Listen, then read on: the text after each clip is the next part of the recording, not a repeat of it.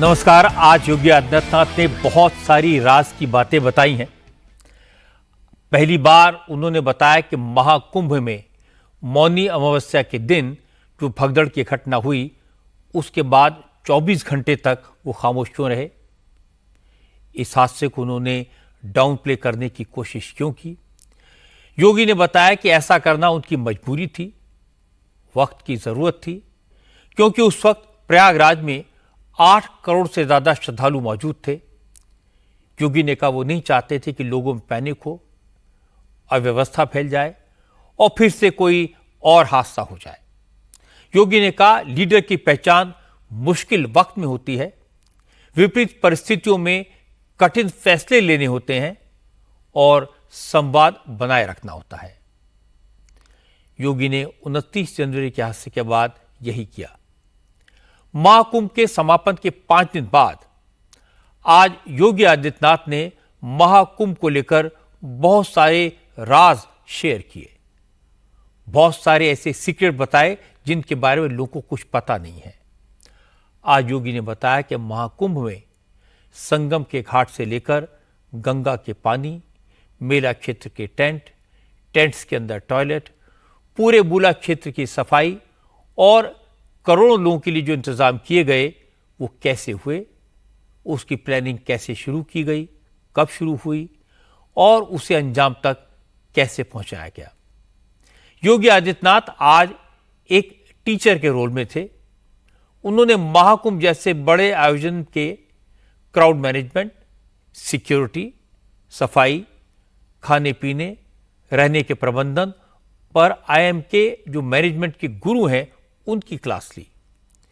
योगी ने आईएम के गुरुओं को बताया कि उन्होंने पुराने अनुभव से क्या सीखा और इससे पहले जब एक संत के तौर पर महाकुंभ में शामिल हुए थे तो उन्होंने वहां क्या क्या प्रॉब्लम्स देखी थी। इस बार वैसी परेशानियां न हो इसके लिए क्या प्लानिंग की, कहां से काम शुरू किया, कौन कौन सी छोटी छोटी बात का ख्याल रखा, महाकुंभ में तैनात पुलिस कर्मियों और सफाई कर्मियों को उन्होंने कैसे ट्रेन किया, उन्हें क्या क्या हिदायतें दी। असल में आज पूरी दुनिया योगी के मैनेजमेंट की तारीफ कर रही है और मैनेजमेंट के एक्सपर्ट्स उनसे सारे राज समझना चाहते हैं, उनकी क्लास लेने आ रहे हैं। लेकिन वाकई में महाकुंभ का आयोजन कितना मुश्किल था, योगी ने कौन कौन सी चुनौतियों का सामना किया और उससे निपटने के रास्ते कैसे निकाले, ये सब आप जब योगी के मुंह से सुनेंगे तो आप भी आश्चर्यचकित रह जाएंगे। असल में आज लखनऊ में Yogi Adityanath Indian Institute of Management के मैनेजमेंट गुरुओं और इंडियन पोस्टल सर्विस के अफसरों के साथ बात कर रहे थे, उन्हें मैनेजमेंट की बारीकियां समझा रहे थे। योगी आदित्यनाथ ने मैनेजमेंट एक्सपर्ट से कहा कि प्रयागराज में महाकुंभ तो हजारों साल से हो रहा था, लेकिन पिछले कुछ साल में महाकुंभ को लेकर यह परसेप्शन बना था कि ये बद इंतजामी का कुंभ होता है। लोग ये मानकर चलते थे कि मेला क्षेत्र में गंदगी होती है, अव्यवस्था होती है, बीमारियां होती हैं, भीड़ होती है और कोई पूछने वाला नहीं होता। लेकिन इस बार यह परसेप्शन बदला है। यह बदलाव अचानक नहीं हुआ, इसके पीछे सालों की मेहनत है। योगी ने आईएम के लोगों को बताया कि 2019 से पहले के कई अर्धकुंभ और महाकुंभ में वो एक संत के तौर पर शामिल हुए थे। वहां उन्होंने जो देखा उससे सबक लिया। योगी ने कहा इस तरह के आयोजन में एडवांस प्लानिंग की बहुत जरूरत होती है। वो मार्च 2017 में उत्तर प्रदेश के मुख्यमंत्री बने थे। 2019 में प्रयागराज में कुंभ होना था, इसके लिए उन्होंने जुलाई 2017 से तैयारी शुरू कर दी थी। 2025 के महाकुंभ की तैयारी उन्होंने 2022 में शुरू की थी और प्रधानमंत्री नरेंद्र मोदी ने उनसे सिर्फ इतना कहा था कि महाकुंभ ऐसा होना चाहिए जैसा पहले कभी नहीं हुआ और लोग अच्छी बातें, अच्छी यादें लेकर जाएं। 2013 में कुंभ का आयोजन हुआ था और कुंभ के इस दौरान मैंने समाचार पत्रों में इस बात को देखा था और मैं उस दिन स्वयं प्रयागराज में ही था। मैं उस समय एक योगी के रूप में अपने शिविर में था लेकिन अगले दिन समाचार पत्रों की लीडिंग न्यूज़ बनी थी जिसमें था कि मॉरिशस के प्रधानमंत्री प्रयागराज महाकुंभ में आए, लेकिन कुंभ में गंदगी को देख करके, गंगा जी में गंदगी को देख करके वे बिना स्नान किए ही और ये टिप्पणी करते हुए कि क्या यही गंगा है, और ये कहते हुए वे दूर से ही प्रणाम करते हुए चले गए। इसका मतलब हमारे आयोजन में कोई कमी थी। उस कमी का निवारण हो, हमें उस पर ध्यान देना होगा, न कि उस कमी को बार बार कुरेदना। प्रयागराज कुंभ 2019 में यही बात हमारे सामने थी। जुलाई 17 में मेरी प्रधानमंत्री जी से इसके बारे में चर्चा हुई, तो उन्होंने मुझसे कहा कि इसको ऐसा बनाएं कि जो लोगों के लिए स्मरणीय बन जाए। योगी ने मैनेजमेंट गुरुओं से कहा कि इतने बड़े आयोजन की प्लानिंग स्क्रैच से शुरू करनी चाहिए, शुरू से ही छोटी छोटी बातों का ख्याल रखना चाहिए। इसीलिए उन्होंने सबसे पहले ये सोचा, जब करोड़ों लोग आएंगे, ठहरेंगे, तो उनके रहने का प्रबंध तो हो जाएगा, टॉयलेट भी बन जाएंगे, लेकिन टॉयलेट्स की सफाई कैसे होगी। योगी ने कहा कि उत्तर प्रदेश सरकार ने 2019 के कुंभ में 1 लाख टॉयलेट बनवाए थे। इस बार 1.5 लाख टॉयलेट बनवाए गए, लेकिन इस बार टॉयलेट की सफाई का खास ध्यान रखा गया और इस काम में केंद्र सरकार की मदद ली गई। 18,000 से ज्यादा सफाई कर्मचारियों की ड्यूटी लगाई और सबकी ट्रेनिंग करवाई। गंगा यमुना में गिरने वाले नालों पर एसटीपी प्लांट लगवाए। इसका असर दिखाई दिया। 45 दिन के महाकुंभ में कहीं गंदगी दिखाई नहीं दी। तो पूरा आयोजन तो गंगा के तट पर बालू में होता है, तो सीट को बालू में ऐसे डाल दिया जाता था और अधिक दिनों, जैसे सप्ताह 10 दिन कोई व्यक्ति रहे तो वहाँ बदबू आनी शुरू होती थी और उसके बाद मक्खी मच्छर ये सब शुरू होते थे, फिर बीमारी शुरू होती थी। तो हम लोगों ने इस बारे में कहा क्या कोई समाधान हो सकता है कि हम लोग ऐसे टॉयलेट बनाएं जिनकी नियमित रूप से सफाई हो सके। तो इसमें खर्चा ज़्यादा आ रहा था, लेकिन उस समय गडकरी जी से हमने चर्चा की तो उन्होंने कहा कि हम सपोर्ट करेंगे। हम लोगों ने उस समय 1 लाख टॉयलेट ऐसे तैयार करवाए और उन्हें उतने ही टॉयलेट थे, उतने टैंक भी बनाए, तैयार किए गए और नियमित रूप से उनकी सफाई के कार्यक्रम को उसके साथ जोड़ा गया। स्वच्छता के लिए कर्मचारी तैनात किए गए और ये राउंड द क्लॉक सफाई होगी। दिन में भीड़ है तो रात्रि में सफाई हो, कहीं भी कोई कूड़ा नहीं दिखना चाहिए, गंदगी नहीं दिखनी चाहिए। शुद्ध पेयजल की आपूर्ति की व्यवस्था हर एक शिविर में हो सके, हम वाटर एटीएम की स्थापना कर सके, इस कार्यक्रम को भी उसके साथ जोड़ा गया। लेकिन मैंने तैनाती उससे भी 2 महीने पहले सभी कर्मचारियों की वहां पे की थी, जिससे इनकी ट्रेनिंग कराई जा सके। इसके बाद योगी ने क्राउड मैनेजमेंट के गुर बताए। योगी ने कहा कि करोड़ों की भीड़ को संभालना, उन्हें सही दिशा में आगे बढ़ाना, संगम तक पहुंचाना और फिर सही सलामत वापस पहुंचाना, ये बड़ी चुनौती थी। आज योगी ने बताया कि उन्होंने ये काम कैसे किया।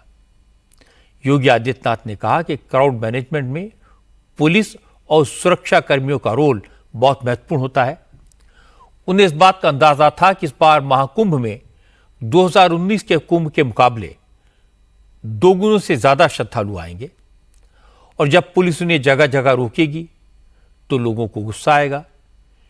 इसीलिए उन्होंने पुलिस को इसके लिए ट्रेन किया, ओरिएंटेशन कोर्स चलाया, पुलिस वालों की स्पेशल क्लासेस लगवाई गई, उन्हें बताया गया, सिखाया गया, चाहे जो कुछ हो जाए किसी श्रद्धालु पर गुस्सा नहीं होना है। हाथ उठाने के बजाय हाथ जोड़कर समझाना है। योगी ने कहा उन्हें खुशी है कि पुलिस के बड़े बड़े अफसरों से लेकर जवानों तक सबने अपनी ड्यूटी बखूबी निभाई। मुझे मालूम था कुंभ के वॉल्यूम के बारे में, उसके स्केल के बारे में, कि महाकुंभ का आयोजन है तो इसमें भीड़ होगी, और भीड़ होगी तो होगा क्या कि जो पहले आ जाएंगे उनको तो कम पैदल चलना पड़ेगा, क्योंकि उनको हम संगम से 2 किलोमीटर 3 किलोमीटर के दायरे में पार्किंग दे रहे हैं।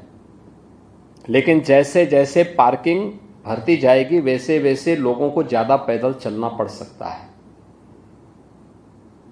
अब जिसको 10 किलोमीटर पैदल चलना पड़ेगा, कभी पैदल चला नहीं है, और उसको कोई पुलिसकर्मी रोकेगा तो झल्ला ही जाएगा। उन स्थितियों में गुस्सा नहीं होना है, हाथ जोड़ करके उसको समझाना है, उसको बैठने की व्यवस्था करनी है। इन सभी चीजों के लिए उन्हें तैयार किया गया। तो पुलिस का व्यवहार उस समय मायने रखता है। देखिए, फर्स्ट रिस्पॉन्स पुलिस करती है, लेकिन पुलिस के प्रति आम जन के मन में एक अविश्वास जैसा भाव होता है। इस अविश्वास को दूर करना, पुलिस के लोगों का 4 महीने से काउंसलिंग की गई, उनकी स्पेशल कोर्सेज उनके चलाए गए, स्पेशल क्लासेस ली गई। योगी आदित्यनाथ ने आईआईएम के मैनेजमेंट्स को, उनके एक्सपर्ट्स को ये समझाया और बताया कि जब आपके घर में ज़्यादा मेहमान आ जाते हैं तो घर वालों को परेशानी होने लगती है, लेकिन प्रयागराज में तो करोड़ों लोग आने वाले थे, इसलिए शहर के लोगों की प्रॉब्लम्स का ध्यान रखना ज़रूरी था। महाकुंभ के लिए प्रयागराज को तैयार करना, एनक्रोचमेंट्स को हटाना, नया इंफ्रास्ट्रक्चर डेवलप करना और इसमें सहयोग के लिए शहर के लोगों को तैयार करना, ये बड़ी चुनौती थी। योगी ने कहा हर काम का शुरू में विरोध होता है, इससे घबराना नहीं चाहिए। जब 2019 के महाकुंभ से पहले उन्होंने मीटिंग की थी तब प्रयागराज के लोगों ने विरोध किया था, लेकिन जब शहर की तस्वीर बदली, विकास हुआ, तो वही लोग सपोर्ट में आ गए। इसलिए इस बार उन्हें इस मामले में ज्यादा विरोध का सामना नहीं करना पड़ा। योगी ने मैनेजमेंट गुरुओं से कहा कि सरकार सख्ती से काम करवा सकती है, लेकिन अगर लोगों को विश्वास में लिया जाए, उनके सहयोग से काम हो, तो रिजल्ट कई गुना बेहतर आता है और महाकुंभ इसकी सफलता का प्रमाण है।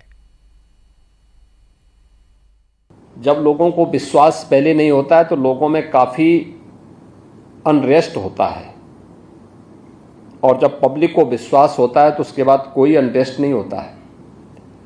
2019 में जब हम लोग प्रयागराज कुंभ का आयोजन कर रहे थे तो सिटी के अंदर के अतिक्रमण को हटाने के लिए, सिटी के अंदर विकास के कार्यक्रमों को आगे बढ़ाने के लिए जब हम लोग वहाँ पहुँचे, अच्छी बैठक हुई, लेकिन जब हमने कार्य करना प्रारंभ कर दिया तो एक एक करके विरोध शुरू हुआ। यह 2019 की स्थिति थी। उन लोगों ने कहा कि साहब आप पूरे प्रयागराज सिटी को उजाड़ रहे हैं। मैंने कहा उजाड़ूंगा नहीं, इसको ठीक करूंगा। उन्होंने कहा नहीं, कुंभ के पहले ठीक हो ही नहीं पाएगा। मैंने कहा नहीं, मैं तो काम तो उसी स्पीड से कर रहा हूं कि कुंभ के पहले मैं इसको ठीक कर दूंगा। परिणाम क्या था कि कुंभ के ठीक पहले दिसंबर में मैंने प्रधानमंत्री जी का कार्यक्रम लिया और भव्य तरीके से आयोजन को करके जितने भी प्रयागराज सिटी के डेवलपमेंट के कार्य हुए थे, जब कार्य कंप्लीट हो गए तब वही सभी लोग मेरे बैठक में आए। उन्होंने कहा साहब बहुत अच्छा हो गया प्रयागराज। तो 2025 के महाकुंभ के पहले मैंने उससे दोगुना काम किया है प्रयागराज में, और कोई विरोध नहीं था। पब्लिक का भी सपोर्ट मिला, जनप्रतिनिधियों का भी सपोर्ट मिला, सभी लोग मेरे साथ खड़े थे। जहां मैं कहता था वहां लोग खड़े होते थे। तो पब्लिक का ये विश्वास अत्यंत महत्वपूर्ण होता है इन सभी आयोजनों में। आज योगी ने महाकुंभ में मौनी अमावस्या के दिन हुए दुखद हादसे पर भी बात की। 29 जनवरी की सुबह जो भगदड़ हुई थी, जिसमें 30 श्रद्धालुओं की दुखद मौत हुई थी, इसको लेकर योगी आदित्यनाथ की सरकार पर लगातार सवाल उठे हैं। विरोधियों ने हमले किए, अखिलेश यादव ने बार बार इल्जाम लगाया कि सरकार ने मौत का आंकड़ा छुपाया। रात 1:30 बजे हादसा हुआ और मुख्यमंत्री अगले दिन रात 9 बजे तक खामोश रहे। इस बारे में आज योगी आदित्यनाथ ने खुलकर बात की।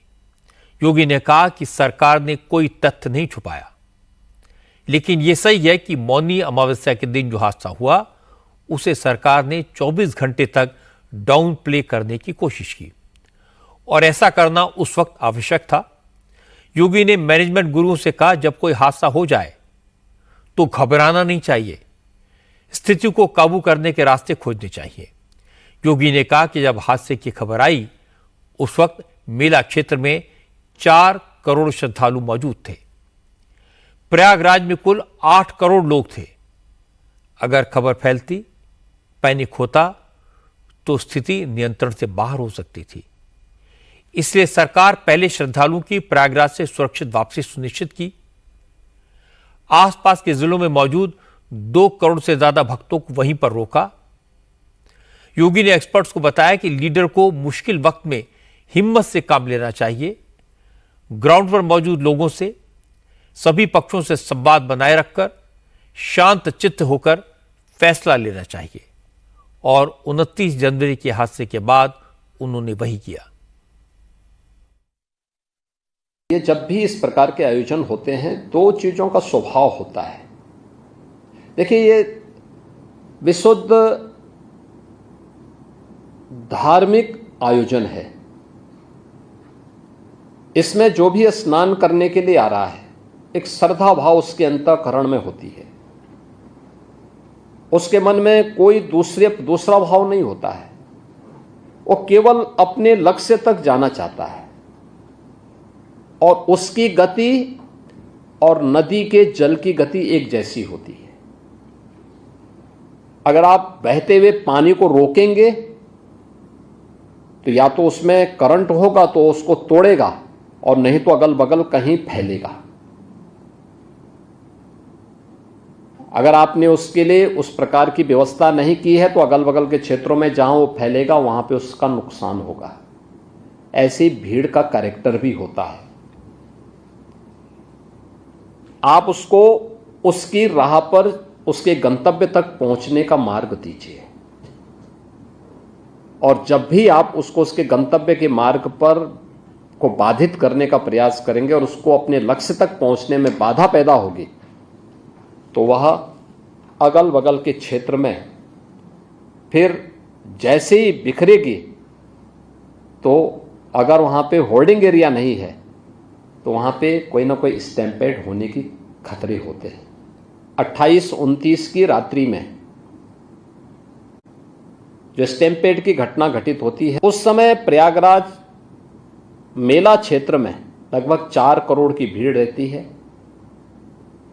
और बाकी लोग, क्योंकि सायंकाल 7:30 बजे से ही मुहूर्त शुरू हो जाता है मौनी अमावस्या का और बाकी भीड़ आ रही है, हर स्तर पर प्रेशर है, लेकिन हमने इसको बहुत हाईलाइट नहीं होने दिया पहले, क्योंकि घटना पैनिक न हो। क्योंकि हमारे पास उस समय 8 करोड़ लोग, 8 करोड़ श्रद्धालु और संत उस समय प्रयागराज में मौजूद थे, मेला क्षेत्र में, प्रयागराज सिटी में। इस प्रकार की घटना की पुनरावृत्ति न हो इसके लिए फिर यहाँ से स्वयं हम लोगों ने कंट्रोल करना प्रारंभ किया। 24 घंटे तक हम लोगों ने, यानी 28 की सायंकाल 5 बजे से लेकर के 29 की सायंकाल 5 बजे तक इन सभी लोगों को हम लोगों ने अगल बगल के जनपदों में 2 करोड़ की भीड़ को कंट्रोल करके रखा। महाकुंभ को लेकर योगी ने आज जो जो बताया वो कई लोगों की आंखें खोल देगा। पहली बात तो यह पता चली कि महाकुंभ इतने बड़े पैमाने पर हो, ये नरेंद्र मोदी की इच्छा थी। मोदी चाहते थे कि इस बार का कुंभ न भूतो न भविष्यति जैसा हो। योगी ने बहुत सारी बातें बताई, चाहे भगदड़ हो, गंगा जल की शुद्धता हो, पुलिस का व्यवहार हो, लाखों टॉयलेट्स का इंतजाम हो, उनकी सफाई का प्रबंध हो, हाइजीन का ध्यान कैसे रखा गया, पानी के फ्लो को कैसे मेंटेन किया गया। बहुत सारे डाउट्स थे जो आज योगी ने क्लियर किए। ऐसे आयोजन में सबसे बड़ा खतरा होता है किसी आतंकवादी हमले का। आज ही गुजरात की एटीएस ने एक आतंकवादी को पकड़ा है जो राम मंदिर को बम से उड़ाने की साजिश रच रहा था। महाकुंभ में योगी के साथ जब मैं शो रिकॉर्ड करने गया था तब मैंने उनसे आतंकवादी हमले की संभावना के बारे में पूछा था, इस खतरे के बारे में पूछा था। योगी ने कहा था जब तक मोदी जी प्रधानमंत्री हैं देश को एक्सटर्नल खतरे की चिंता नहीं है, उन्हें चिंता है अंदर के कुछ लोग गड़बड़ ना करें। इसीलिए प्रयागराज में मेला क्षेत्र में सीसीटीवी और ड्रोन कैमरों से निगरानी रखी जा रही थी। योगी का विश्वास बिल्कुल सही साबित हुआ। पूरी दुनिया ने हैरत भरी निगाहों से देखा कि महाकुंभ का आयोजन कितनी कुशलता से किया गया। दुनिया भर के लोगों ने, विदेशी मीडिया ने, वहां के अखबारों ने महाकुंभ की तारीफ की। आज योगी आदित्यनाथ ने बहुत सारी हेडलाइंस पढ़कर सुनाई जो फॉरेन पेपर्स में छपी हैं। हमारे देश में ऐसे बहुत सारे लोग हैं जो अपनी मीडिया में कही गई बातों पर यकीन नहीं करते, उनको लेकर सिनिकल रहते हैं, लेकिन फॉरेन मीडिया के हेडलाइंस देखकर वो बड़े खुश होते हैं। और मुझे उम्मीद है कि वहां की रिपोर्टिंग सुनकर उन्हें भी समझ आ जाएगा कि महाकुंभ की सफलता भारत के लिए गौरव की बात है। आज उत्तर प्रदेश से एक और खबर आई और वो खबर थी मायावती की। मायावती ने अपने भतीजों को पार्टी से निकाल दिया। हालांकि मायावती के इस फैसले पर किसी ने ज्यादा रिएक्ट नहीं किया, उनकी पार्टी के किसी नेता ने तो कुछ भी नहीं कहा, लेकिन बीएसपी का साथ छोड़ चुके नेताओं ने कहा कि बीएसपी वन मैन पार्टी है, मायावती ही सारे फैसले लेती हैं, वो किसी की नहीं सुनती, इसीलिए पार्टी खत्म हो चुकी है। एक जमाने में मायावती के सबसे करीबी रहे स्वामी प्रसाद मौर्य ने कहा मायावती ने अपनी जिद के कारण पूरी पार्टी का बंटाधार कर दिया और वो सुधरने को तैयार नहीं है। आकाश आनंद को पहले भी उन्होंने जिम्मेदारियों से मुक्त किया था, फिर जिम्मेदारियों से मुक्त करते हुए पार्टी से बाहर किया, पहले भी बाहर किया था, फिर अंदर लिया। तो ये बहन जी का अपना क्रियाकलाप है, चलता रहता है। बहन जी ने अपनी जीत के सामने किसी को सुना नहीं, और उसी का नतीजा है कि आज वो बहुजन समाज पार्टी जो उत्तर प्रदेश जैसे बड़े प्रदेश में 4-4 बार सत्ता में रही, अनेक प्रदेशों में हमारे विधायक होते रहे, आज उत्तर प्रदेश में जहां 4 बार सरकार थी, एक एक विधायक के लिए बीएसपी तरस रही है। तो स्वाभाविक रूप से ये कहीं ना कहीं बहन जी की उलटवासी चाल ही है, जिसके नाते ये दुर्गति आई। इसके बाद मायावती के एक और पूर्व सहयोगी बीएसपी के फॉर्मर एमपी मलूक नागर सामने आए। मलूक नागर अब जयंत चौधरी की पार्टी में है, आरएलडी में है। मलूक नागर ने कहा कि मायावती की किसी पर जरा सा भी शक हो जाए तो उसे पार्टी से बाहर कर देती हैं। आकाश आनंद के साथ यही हुआ। कहीं ना कहीं बहन कुमारी मायावती जी को ये हो गया कि एक दिमाग में एक ऐसी चीज बैठ गई है कि कुछ भी जरा भी लगता है कि कुछ गलत होने जा रहा तो एकदम सतर्क हो जाती हैं। तो आकाश आनंद जी के जो ससुर हैं उनको पिछले दिनों जो सुनने में आया है कि पार्टी विरोधी गतिविधियों में कोई शामिल थे, उनको निकाल दिया। तो उसका कहीं ना कहीं आकाश आनंद जी के परिवार में उनकी बेटी की तरफ से या आकाश आनंद जी की वाइफ की तरफ से कहीं ना कहीं कुछ चीज ऐसी थी जो कुमारी बहन मायावती जी को लग रहा था कि कहीं ना कहीं कुछ गलत हो सकता है। लेकिन समाजवादी पार्टी ने इस मामले को एक अलग रंग दे दिया। रविदास मेहरोत्रा ने कहा मायावती आजकल जो कुछ करती हैं वो बीजेपी के इशारे पर करती हैं। आकाश आनंद के खिलाफ मायावती ने जो एक्शन लिया है उसके पीछे भी बीजेपी है। आकाश आनंद का भारतीय जनता पार्टी के कुछ नेताओं से विवाद हो गया था और भारतीय जनता पार्टी ने बीएसपी के राष्ट्रीय अध्यक्ष से कह करके उनको बीएसपी पार्टी से सस्पेंड किया, अब उनको निकाल दिया। ये भारतीय जनता पार्टी के इशारे पर और आदेश पर मायावती काम कर रही है। मायावती की बातों से लगता है कि भतीजों को निकालने का मसला पॉलिटिकल कम और पारिवारिक ज्यादा है। मायावती की असली नाराजगी भतीजे के ससुर जी से है। मायावती को यकीन है कि भतीजा आकाश अपने फादर इन लॉ के कहने पर चलता है। ससुर जी को मायावती पार्टी से बहुत पहले निकाल चुकी हैं। आज चैप्टर कंप्लीट हो गया। इस मामले की चर्चा तो होगी, लेकिन मायावती की लगातार छोटी होती जा रही पार्टी पर इसका कोई खास असर नहीं पड़ेगा, क्योंकि अपनी पार्टी में वही सर्वे सर्वा है। आज महाराष्ट्र से चौंकाने वाली खबर आई।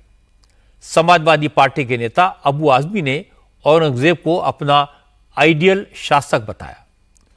अबू आजमी ने कहा कि औरंगजेब महान था, उसने भारत का साम्राज्य अफगानिस्तान तक फैलाया। औरंगजेब ने कभी हिंदुओं पर अत्याचार नहीं किए, उसने तो मंदिर बनवाए। अबू आजमी के इस ज्ञान से महाराष्ट्र की राजनीति में खलबली मच गई। Deputy chief minister Eknath Shinde ने अबू आजमी के खिलाफ देशद्रोह का केस दर्ज करने की मांग की। असल में अबू आजमी असम के मुख्यमंत्री हिमंता बिस्व शर्मा के बयान से नाराज थे। हिमंता ने कोलकाता के कार्यक्रम में कहा था कि राहुल गांधी और ममता बनर्जी जैसे सनातन विरोधी नेताओं को याद रखना चाहिए कि औरंगजेब ने भी यह कहा था कि वो हिंदू धर्म को खत्म कर देगा। लेकिन हुआ क्या? औरंगजेब खत्म हो गया, हिंदुत्व की पताका आज भी लहरा रही है। औरंगजेब खत्म हो गया, हिंदू खत्म नहीं हुआ। काल का जो नियम है, काल का नियम में औरंगजेब जो हिंदू धर्म को पौन लिए थे कि मैं हिंदू धर्म को खत्म कर दूंगा, हिंदू खत्म नहीं हुए, औरंगजेब खुद खत्म होगी। अगर कहीं में राहुल गांधी ममता बनर्जी सोचते हैं कि हिंदू खत्म हो जाएगा, नहीं, आप खत्म हो जाएगा, हिंदू कभी खत्म नहीं होगा।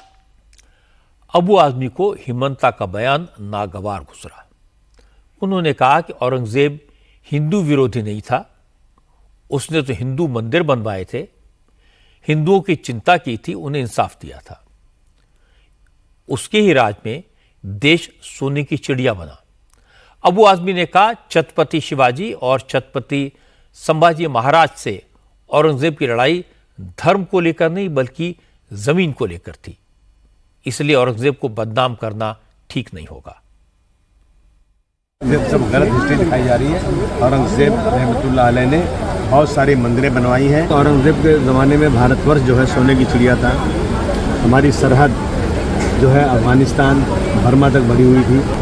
एक इंसाफ पसंद बादशाह था वो, इसको ज़बरदस्ती के हिंदू मुस्लिम करके नफरत वाला काम नहीं करना। सर, आप औरंगजेब को क्रूर शासक नहीं मानते हैं? नहीं, मैं नहीं मानता। संभाजी साहब क्या किया? अरे सिर्फ लड़ाई जो सुनिए ना, ये जो है उस वक्त लड़ाई थी, राजकाज की लड़ाई थी, समझा आपने? कोई हिंदू मुस्लिम की लड़ाई नहीं थी। औरंगजेब ने ये कहा था कि तुम मुस्लिम धर्म स्वीकार लो, तो ये धर्म की लड़ाई नहीं हुई तो कौन सी हुई? नहीं, देखिए ऐसा है कि औरंगजेब की फौज में हिंदू थे और जो है छत्रपति शिवाजी के महाराज के सिपहसार मुस्लिम थे।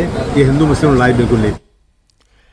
शिवाजी महाराज के महाराष्ट्र में कोई औरंगजेब की तारीफ करेगा तो उसका विरोध तो स्वाभाविक है। एकनाथ शिंदे ने कहा अबू आजमी को जुबान संभाल कर बोलना चाहिए।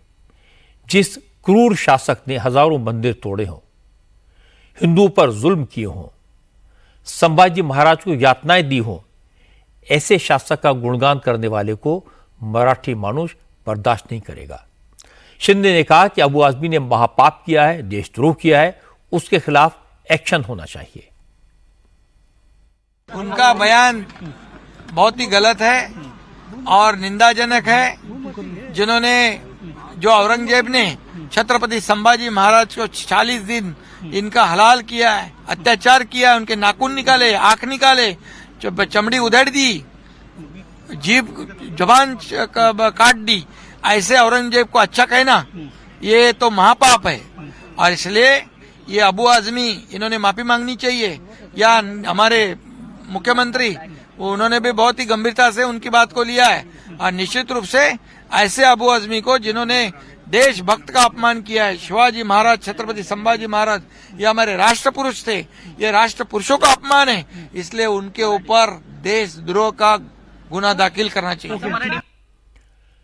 मैं हैरान हूं कि अबू आजमी न तो इस देश के लोगों की भावनाओं को समझते हैं, न ही उन्हें इतिहास का ज्ञान है।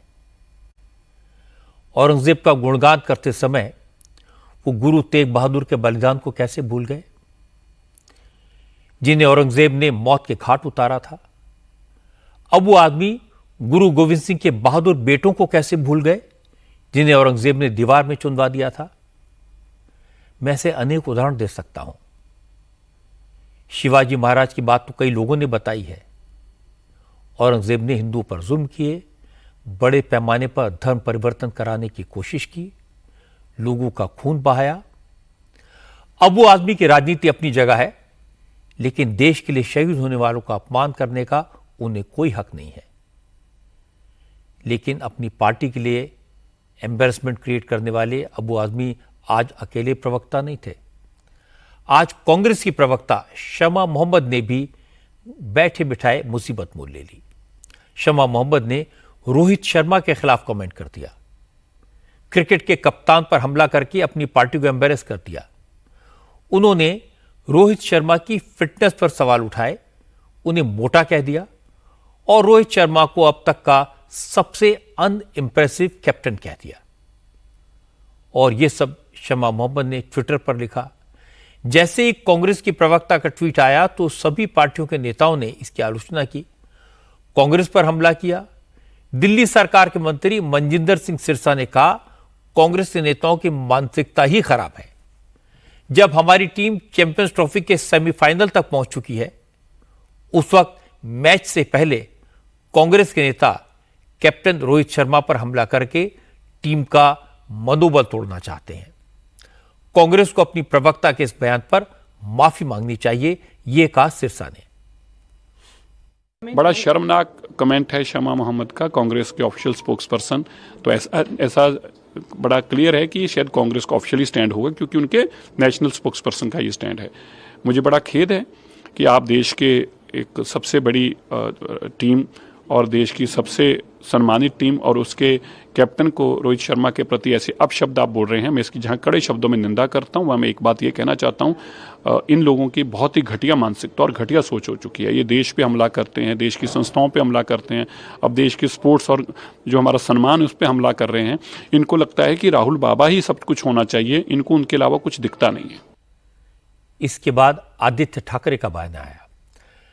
आदित्य ठाकरे ने भी कांग्रेस प्रवक्ता के बयान को गलत बताया, कहा कि रोहित शर्मा स्टार प्लेयर हैं। रोहित शर्मा ने भारत को वर्ल्ड कप जिताया, चैंपियंस ट्रॉफी में भारत अनबीटेबल टीम है, सेमीफाइनल सामने है, इसलिए इस वक्त टीम के प्लेयर्स की आलोचना करने के बजाय उन्हें शुभकामनाएं देने की जरूरत है। मैंने उनके बयान को नहीं देखा, लेकिन मैं सभी खिलाड़ियों का काफी सम्मान करता हूँ।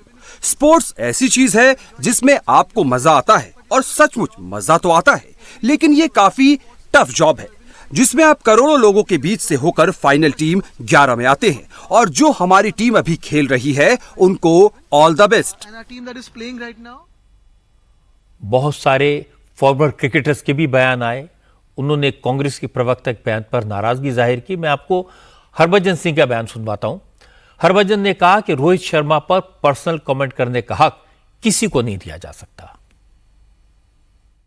जो अभी अभी बयान दिए गए हैं उनके ऊपर मैं सिर्फ यही कहना चाहूंगा कि देखिए, ये एक ऐसा खिलाड़ी है जिसने देश को बहुत सर्व किया है, बहुत सेवा करी है, और आज भी यहाँ पे मौजूदा स्थिति में वो टीम को बढ़िया तरीके से लड़ा रहा है, और वहाँ टीम बहुत अच्छा खेल रही है उनके अंडर दुबई में।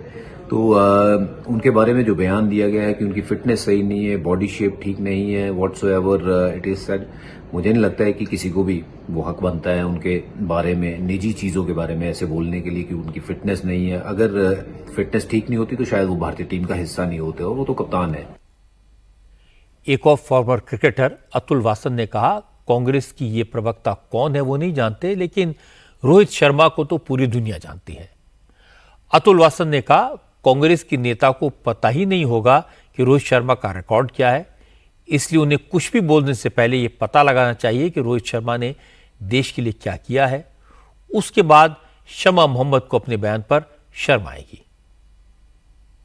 जी, ये मोहतरमा है कौन, पहले तो ये बताइए। आपने इतनी उनको फुटेज दे दी, इतनी लाइमलाइट दे दी, मैं तो जानता नहीं कौन है। और अगर किसी पार्टी की स्पोक्स पर्सन है तो उनको थोड़ा तो अपनी जो दिया प्लेटफॉर्म उसकी मर्यादा तो रखनी चाहिए ना, क्योंकि आपसे तुम कौन, मैं खाम खा, मतलब ना। तो अगर उनको पता ही नहीं है, जिसके बारे में कोर कॉम्पिटेंस नहीं है, वो क्या चीज है, किसके बारे में बात कर रही हैं। वो वर्ल्ड कप विनिंग कैप्टन है, वो अभी आपने वर्ल्ड कप फाइनल एक वो पहुंचाया उसने, अभी चैंपियंस ट्रॉफी के फाइनल में है। क्योंकि उनको जब पता ही नहीं कि उसकी मैच फिटनेस क्या चीज है, फिजिकल फिटनेस क्या चीज है, क्या चीज चाहिए होती है क्रिकेट में, और वो कैसा कैप्टन है। और उसने बड़े शख्सियत के बारे में आपने ऐसे इतना लूजली कॉमेंट करना, अगर आप कोई जाने बचाने लोग हैं तो मुझे लगता है कि शर्मनाक बात है। जब चारों तरफ से हमले हुए तो कांग्रेस ने शमा मोहम्मद के बयान से किनारा कर लिया। कांग्रेस की तरफ से एक बयान जारी किया गया जिसमें कहा गया कि पार्टी शमा मोहम्मद के बयान से इत्तेफाक नहीं रखती। रोहित शर्मा के बारे में उन्होंने जो लिखा वो उनकी पर्सनल राय है। और इसके बाद शमा मोहम्मद ने भी ट्विटर के जरिए अपने बयान पर सफाई दी। शमा ने कहा उन्होंने रोहित शर्मा की कोई बॉडी शेमिंग नहीं की है, उन्होंने सिर्फ टीम इंडिया के पुराने कैप्टन के साथ उनका कंपैरिजन किया और इसमें कोई गलत बात नहीं है। लेकिन जब शमा मोहम्मद से रिपोर्टर्स ने सवाल पूछे तो बार बार यही कहते रहे कि उन्होंने कोई गलत बात नहीं कही है। उनके बयान को बेवजह तूल दिया गया। पार्टी को इसके अंदर मत लेके आओ ना, मेरे पार्टी का नाम मत लेकर, ये मेरा व्यक्तिगत बयान है। और एक किसी का सेहत के बारे में हम बोल सकते हैं, सेहत के बारे में मैंने बोला, उसमें क्या है। और मैं ऐसा लग रहा है आप उनकी उड़ा रही हैं कि how can you call somebody unimpressive when somebody is playing so well, how can you call someone unimpressive. मैं बोलने मैम इस पे आप क्लैरिफाई करना चाहेंगे, आप क्या कहना चाहती हैं? मुझे मेरे घर से मैं बाहर नहीं जा सकती हूँ, मैं बस बोल रही हूँ कि किसी का फिटनेस के बारे में, वो मैं फिट हूँ, मैं बस उसके फिटनेस के बारे में बोला। इतनी बड़ी बात आप लोग, ये मेरी व्यक्तिगत बयान है। Why are you getting it? We have nobody is democratic to say about the, I told you he's a great. You don't feel that you should apologize? शमा मोहम्मद ने सोचा नहीं होगा कि उनका एक कमेंट उनके लिए इतनी बड़ी मुसीबत बन जाएगा। उन्हें दो तीन बातें समझनी होगी। एक, रोहित शर्मा पूरी तरह फिट हैं, टीम इंडिया के हर फिटनेस टेस्ट को पास किया है, इसीलिए वो टीम के मेंबर हैं और कप्तान हैं। दूसरी बात, शमा मोहम्मद को रोहित शर्मा का रिकॉर्ड देखना चाहिए। वो दुनिया के सबसे बेहतरीन बैटर्स में से एक हैं। जिस दिन रोहित का बल्ला चलता है, बड़े बड़े बॉलर उनके सामने कांपते हैं और टीम इंडिया जीतती है। और तीसरी बात, रोहित शर्मा की कप्तानी में कल टीम इंडिया को सेमीफाइनल खेलना है। दुबई में हमारी टीम का मुकाबला ऑस्ट्रेलिया जैसी मजबूत टीम से है। रोहित शर्मा की कप्तानी में अब तक टीम ने जबरदस्त प्रदर्शन किया है। ऐसे टाइम पर रोहित शर्मा की कप्तानी को बेकार बताना, रोहित की फिटनेस का मजाक उड़ाना बिल्कुल गलत टाइमिंग है। तो शर्मा की इंफॉर्मेशन भी गलत है और टाइमिंग भी रॉन्ग है। उन्हें संभल कर अपनी बात कहनी चाहिए थी। महाराष्ट्र में केंद्रीय मंत्री रक्षा खड़से की बेटी के साथ छेड़छाड़ और बदसलूकी का मामला एक बड़ा सियासी इशू बन गया है। जलगांव में एक मेले के दौरान रक्षा खड़से की बेटी के साथ मॉलेस्टेशन की घटना हुई थी। पुलिस ने इस तरह की गिरी हुई हरकत करने वाले 3 आरोपियों को गिरफ्तार किया है, जबकि 3 अभी भी फरार हैं। यह घटना है 28 फरवरी की। जलगांव में रक्षा खड़से की बेटी अपनी सहेलियों के साथ मेले में गई थी। उसी वक्त कुछ लड़कों ने लड़कियों को घेर लिया, उनकी तस्वीरें खींची, भद्दे कमेंट्स किए, लड़कियों के साथ बदसलूकी की। रक्षा खड़से की बेटी के साथ मौजूद सुरक्षा वालों ने इन लड़कों को रोकने की कोशिश की तो गुंडों ने सुरक्षा कर्मियों के साथ भी मारपीट की। रक्षा खड़से की बेटी पुलिस के पास गई, लेकिन पुलिस ने तुरंत एक्शन नहीं लिया।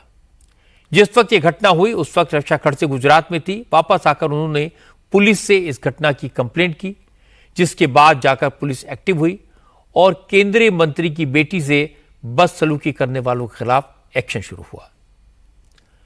हालांकि पुलिस ने अब छेड़छाड़ करने वाले 3 लड़कों को गिरफ्तार कर लिया है, बाकी 3 की तलाश की जा रही है। लेकिन इस घटना के कारण विरोधी दलों को महायुति सरकार पर हमला करने का अच्छा खासा मौका मिल गया। कांग्रेस के नेता नाना पटोले ने कहा, महाराष्ट्र में लॉ एंड ऑर्डर ध्वस्त हो गया है, अपराधी बेलगाम हो गए हैं। जब मंत्री की बेटी के साथ इस तरह का हादसा हो सकता है तो आम आदमी क्या झेल रहा होगा, इसकी कल्पना करना मुश्किल है। महिला असुरक्षित हो गई महाराष्ट्र में, केंद्रीय मंत्री की बेटी सुरक्षित नहीं है, तो आम लोगों का तो क्या ठिकाना होगा उसका अंदाज इस बहाने से लगा सकते हैं। एक गुनहगारों को सपोर्ट करने का काम सरकार कर रही है और इसलिए महाराष्ट्र में क्राइम जो बढ़ते जा रहा है उसका रीजन ही जो है वो सरकार उसकी जवाबदार है। इसके बाद शरद पवार की पार्टी ने भी सरकार पर हमला किया। एनसीपी के विधायक रोहित पवार ने कहा, बीजेपी के राज में महिलाओं पर जुल्म और महिलाओं के खिलाफ अत्याचार, अपराध बढ़ते जा रहे हैं। देश के जो मंत्री है उनकी बेटी अगर महाराष्ट्र में सेफ नहीं है तो जो कॉमन मैन है उनकी बेटियां कैसे सेफ रहेंगी। और कल अगर आप स्टेटमेंट देखो तो उनका स्टेटमेंट भी, मतलब मंत्री का स्टेटमेंट भी वही था कि अगर मेरी बच्ची, मतलब मैं मंत्री हूँ और देश की मंत्री हूँ और मेरी बच्ची अगर सेफ नहीं है तो महाराष्ट्र में जो और लड़कियां हैं वो कैसे सेफ रहेगी। ये उनका खुद का स्टेटमेंट है। ये स्टेटमेंट बहुत डेंजरस है। और ये जो चीज महाराष्ट्र में हो रही है, जैसे रेप हो रहे हैं, मतलब अगर पूना की बात करें, एक डिस्ट्रिक्ट में अगर आप देखो तो 126 दिन में 50 रेप वहां पे हुए हैं और बहुत सारे पॉस्को के केसेस वहां पे हुए हैं। मतलब ये एक डिस्ट्रिक्ट की बात है। महाराष्ट्र की अगर बात करें तो ये जो आंकड़ा है बहुत ज्यादा तरीके से बढ़ा है कुछ सालों से। बीजेपी के नेताओं ने भी इस घटना के खिलाफ आवाज उठाई। महाराष्ट्र सरकार में मंत्री पंकजा मुंडे ने कहा, सबको सुरक्षित रखना सरकार की जिम्मेदारी है। रक्षा खड़से की बेटी के मामले में पुलिस नाकाम रही है, इसलिए वो उस बारे में मुख्यमंत्री देवेंद्र फडणवीस और जलगांव से एसपी से बात करेंगी। मंत्री की बेटी हो या कोई आम महिला, मैं दोनों में कोई फर्क नहीं देखती। सबको इस राज्य में सुरक्षित महसूस होना चाहिए और यहाँ उन सबका सम्मान होना चाहिए। ये हमारी सोच है, लेकिन हर तरह की मानसिकता वाले लोग हैं। मेरी छोटी बहन और दोस्त रक्षा की बेटी के साथ जलगांव में जो कुछ हुआ है ये बहुत हास्यास्पद है। मैं इसकी निंदा करती हूँ, मुझे इस पर नाराजगी है और मुझे लगता है कि अधिकारियों को ऐसे मामलों में और अनुशासन और संवेदनशीलता दिखानी चाहिए, तभी गलत करने वालों में डर होगा। मैं इस बारे में जलगांव के एसपी और गृह मंत्री यानी मुख्यमंत्री जी से भी बात करूंगी कि सभी लोगों को उचित निर्देश दिए जाएं कि अधिकारी महिलाओं का सम्मान करें और उनकी सुरक्षा की व्यवस्था करें। बड़ी बात यह है कि इस मामले में पुलिस ने जिन लड़कों को गिरफ्तार किया है उनमें से कुछ एकनाथ शिंदे की पार्टी से जुड़े हैं, इसलिए शिंदे डिफेंसिव पर हैं। आज एकनाथ शिंदे से जब इस बारे में पूछा गया तो उन्होंने कहा कि दोषी किसी भी पार्टी से जुड़े हों उनके ऊपर कड़ी कार्रवाई होनी चाहिए। नगरच्या प्रकरणामध्ये रक्षाताई खडसे यांच्या मुलीच्या छेडखानीबद्दल जे प्रकरण झालं ते अतिशय गंभीर आहे आणि दुर्दैवी आहे आणि खऱ्या अर्थाने यामध्ये सगळ्यांनी त्याची निंदा केलेली आहे। यामध्ये कुठल्याही पक्षाचे कार्यकर्ते असू द्या त्यांच्यावर कठोर कारवाई झाली पाहिजे। बिलकुल त्याला पाठीशी घालता कामा नये हे माझं मत है। रक्षा खड़से की बेटी के साथ छेड़छाड़ का मामला इसलिए गंभीर बन गया क्योंकि पुलिस ने समय रहते एक्शन नहीं लिया और रक्षा खड़से को खुद पुलिस स्टेशन जाना पड़ा। अब सवाल है कि पुलिस ने गुनाहों पर पर्दा डालने की कोशिश क्यों की।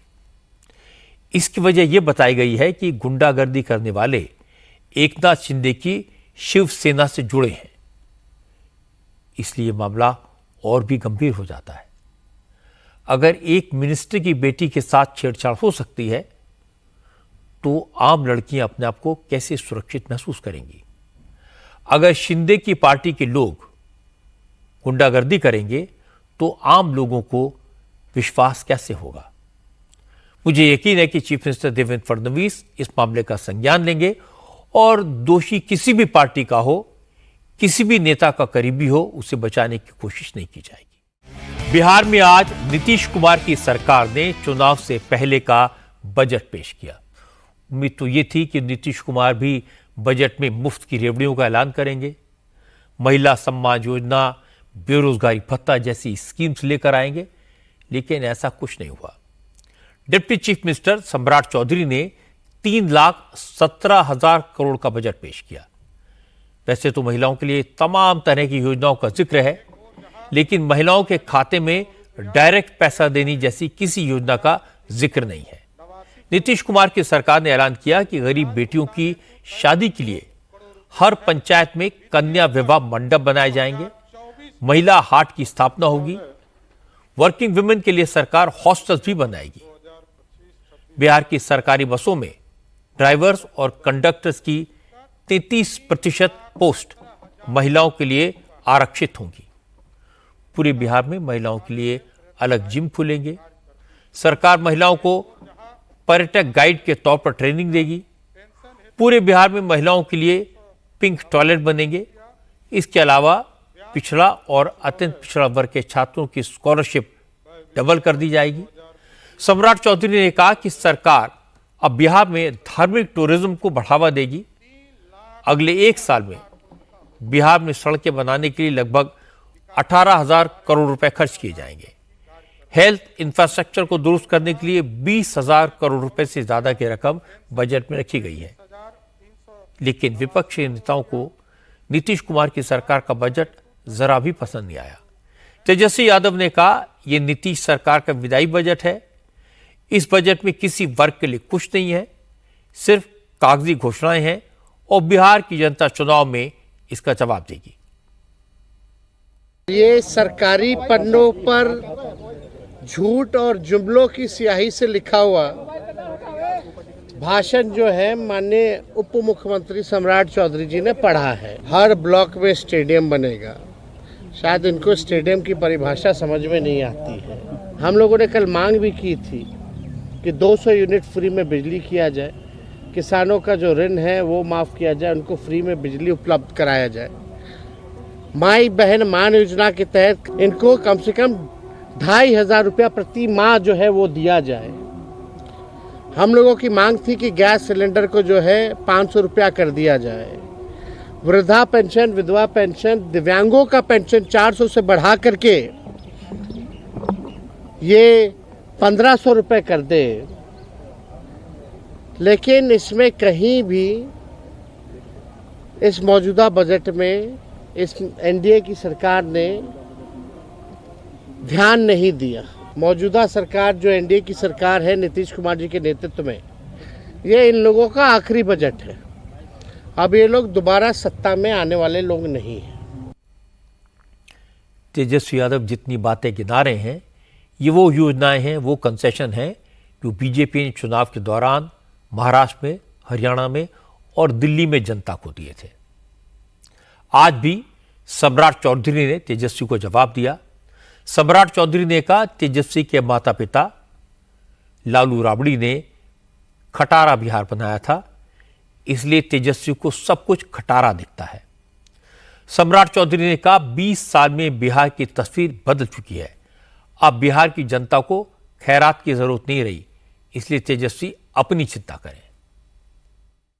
तेजस्वी यादव तो कह रहे हैं कि बजट में कुछ भी नहीं है, पहले की बातें सिर्फ कही गई। स्वाभाविक है, माता पिता ने खटारा बनाया था तो खटारा ही दिखेगा ना।